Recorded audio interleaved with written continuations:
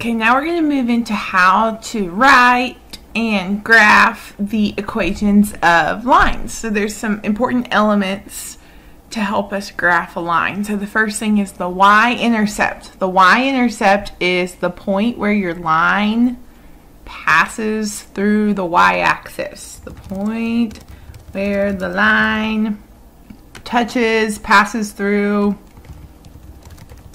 the y-axis.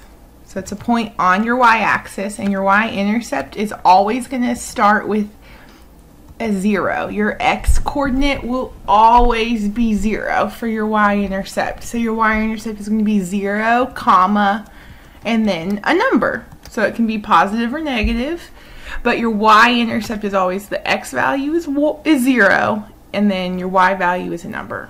So your y-intercept is the point where your line is going to touch your y-axis.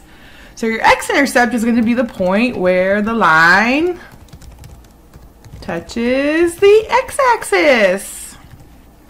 And then x-intercept is the reverse. Your x-coordinate is a number and your y-coordinate is 0. So if you ever see points that look like these are special points. If one of the coordinates is 0, it's going to be an intercept. If your x-coordinate is 0, it's your y-intercept. And if your y-coordinate is 0, it's your x-intercept. So if I just told you your x-intercept is 5, you could create an ordered pair. You could create a point by doing 5, comma 0, whatever the number is, comma 0. Slope-intercept form is oops, there's my phone, y equals mx plus b. And m represents the slope.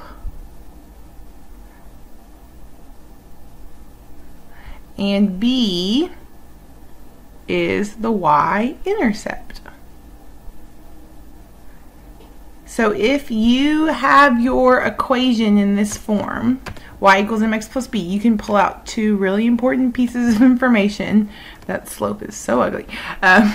If you know this number that's stuck on your x, that's your slope, and then whatever number you're adding or subtracting, that's your y-intercept. So let's go graph a line that has its equation in this format. So y equals negative 2/3 x plus 8. My slope is negative 2/3, so it's negative.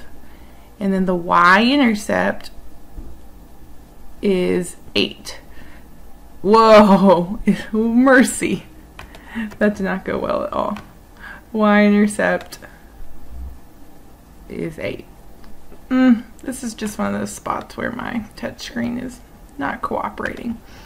So if your y-intercept is 8, I'm going to go along the y-axis, start at the origin, and I'm going to count up 8 spaces. 1, 2, 3, 4, 5, 6, 7, 8. So here is my y-intercept. I'm going to go graph that point. I'm going to go plot that point at 8.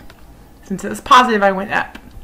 Okay, my slope is negative 2/3. So I'm going to go down 2 spaces, rise over run. So down 2 and then to the right 3.